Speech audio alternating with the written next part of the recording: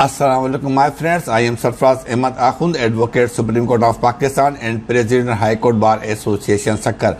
आज का हमारा टॉपिक वही कंटिन्यूएशन है, constitution development in Pakistan during British Raj. आपको मैंने पहले भी बता दिया था कि ब्रिटिश राज के दौर में 6 एक्ट ऐसे आए थे जो यहाँ पर एज ए कॉन्स्टिट्यूशन काम कर रहे थे। पहला एक्ट था गवर्नमेंट ऑफ इंडिया एक्ट 1858 जिसका लेक्चर मैं दे चुका हूं। अब हम उसके दूसरे एक्ट को समझेंगे। यहाँ पर मैं एक दफा फिर क्लियर कर दूं कि जो 6 एक्ट आए थे उनके आप नामों पर गौर कीजिएगा। इनमें 3 एक्ट्स के नाम थे गवर्नमेंट ऑफ इंडिया एक्ट और 3 एक्ट्स के नाम थे इंडियन काउंसिल एक्ट। फ़र्क दोनों में ये था कि जब गवर्नमेंट ऑफ इंडिया एक्ट कोई भी आता हो, चाहे 1858 का हो या गवर्नमेंट ऑफ इंडिया एक्ट 1919 का हो या फिर 1935 का हो या 1935 का हो, तो इसमें गवर्नमेंट के स्ट्रक्चर में भी चेंज लाई गई थी। जबकि जो 3 एक्ट थे, Indian council act 1861, Indian council act 1892, Indian council act 1909, तो इसमें जो वहाँ की एग्जीक्यूटिव काउंसिल होती थी गवर्नर जनरल की, या फिर उसकी इंपीरियल लेजिस्लेटिव काउंसिल होती थी, या जो प्रोविंशियल लेजिस्लेटिव काउंसिल होती थी, उनकी कंपोजिशन को चेंज करते थे, यानी कि उसको बढ़ाते थे, उसमें इंडियंस इंक्लूड करते थे और उसके फंक्शन को भी एक्सपेंड करते थे। यानी प्योरली जब पहले इनका लेजिस्लेटिव फंक्शन था, अब आस्ता आस्ता उन्होंने गवर्नमेंट को भी कंट्रोल करना शुरू कर दिया।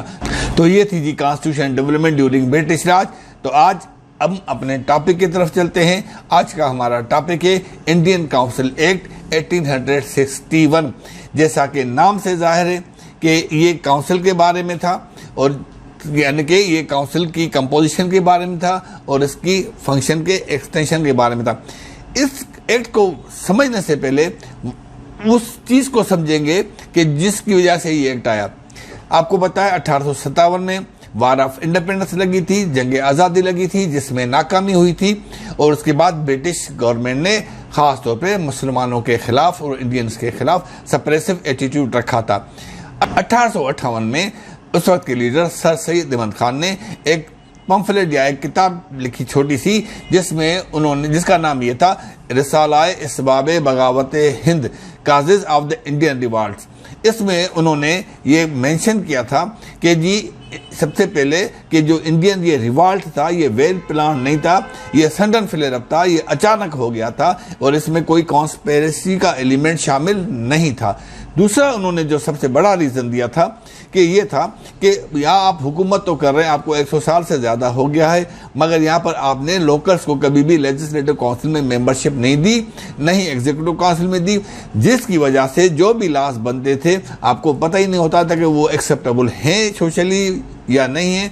इसका मतलब ये था कि नॉन इंक्लूजन ऑफ इंडियंस की वजह से एक बहुत बड़ा गैप आ गया था, और ये भी एक रीज़न था उस बगावत का या इंडियन रिवॉल्ट का। ये जो बुकलेट उन्होंने लिखी थी उसकी एक कापी उन्होंने अपने पास रखी, बाकी सारी कापियाँ उन्होंने ब्रिटिश पार्लियामेंट के मेंबर्स को भेज दी गई। जब उन्होंने उसको स्टडी किया तो वाकई उन्होंने रियलाइज़ किया कि ये बात बिल्कुल सही है कि इंडियंस को हमने कभी भी लेजिस्लेटिव काउंसिल में या एग्जीक्यूटिव काउंसिल में इंक्लूड नहीं किया। ये वो टाइम था जब इंडियन काउंसिल एक्ट 1861 इनेक्ट किया गया बरतानिया में, और इसको यहाँ पर इम्प्लीमेंट किया गया। इस एक्ट को हम 2 हिस्सों में डिवाइड कर देते हैं कि इस एक्ट की वजह से गवर्नर जनरल की एग्जीक्यूटिव काउंसिल में क्या चेंज आई और इस एक्ट की वजह से गवर्नर जनरल की लेजिस्लेटिव काउंसिल में क्या चेंज आई। उस वक्त के गवर्नर जनरल की लेजिस्लेटिव काउंसिल को अब हम इंपीरियल लेजिस्लेटिव काउंसिल कहते थे। सबसे पहले जो गवर्नर जनरल की जो काउंसिल थी, आपको पता है 1858 के एक्ट में उसके 4 मेंबर थे और खुद गवर्नर जनरल उनका एक मेंबर था। अब उसमें एक 5वां मेंबर भी इंक्लूड कर दिया गया था। अब हो गए टोटल 5 काउंसिल मेंबर, एक गवर्नर जनरल और एक additional member commander in chief भी उसमें इंक्लूड किया। तो गवर्नर जनरल की एग्जीक्यूटिव काउंसिल थी, उसमें टोटल 7 मेंबर आ गए, तो और वो एडमिनिस्ट्रेशन को रन करने लग गए। तो इस तरह गवर्नर जनरल की एग्जीक्यूटिव काउंसिल में 7 मेंबर आ गए जो एडमिनिस्ट्रेशन को रन करते थे। इसके अलावा गवर्नर जनरल को यह भी पावर मिल गया था कि अपनी एब्सेंस के वक्त किसी को भी एक्टिंग गवर्नर जनरल के तौर पे या अपॉइंट कर सकता था। और तीसरा पावर जो बहुत ही इंपॉर्टेंट था, वो गवर्नर जनरल को ये पावर दिया गया कि आप अपनी एग्जीक्यूटिव काउंसिल के लिए रूल्स ऑफ बिजनेस, यानी कि ये किस तरह काम करेगी, आप फ्रेम कर सकते। तो जो उस वक्त के गवर्नर जनरल थे केनिंग, उन्होंने रूल्स फ्रेम इस तरह किए कि अब उन्होंने एक पोर्टफोलियो सिस्टम डेवलप कर दिया, यानी कि एक हर डिपार्टमेंट किसी एक एग्जीक्यूटिव काउंसिलर को दे दिया, एक मेंबर को दे दिया। इससे पहले जो एग्जीक्यूटिव काउंसिल होती थी वो ज्वाइंटली काम करती थी। फॉर एग्जांपल, रेलवे पे पॉलिसी बनाती है तो सारे मेंबर बैठते थे और फिर पॉलिसी बनाते थे। फिर हेल्थ की पॉलिसी बनानी है तो सारे मेंबर बैठते थे। अब उन्होंने ये कर दिया कि एक एक डिपार्टमेंट एक एक काउंसिलर को एग्जीक्यूटिव काउंसिल के मेंबर को दे दिया। अब इस तरह जो गवर्नर जनरल की एग्जीक्यूटिव काउंसिल थी वो एज ए कैबिनेट के तौर पे काम करने लगी। जो छोटे मोटे काम होते थे अपने डिपार्टमेंट के, जो कि किसी भी एग्जीक्यूटिव काउंसिल मेंबर को असाइन किया गया था, वो खुद ही डील करता था और इम्पॉर्टेंट मैटर्स में वो गवर्नर जनरल से कंसल्टेशन करता था। इंडियन काउंसिल एक्ट 1861 से वहाँ की जो लेजिस्लेटिव काउंसिल गवर्नर जनरल की, जिसको इंपीरियल लेजिस्लेटिव काउंसिल कहते थे, उसमें भी चेंज लाई गई।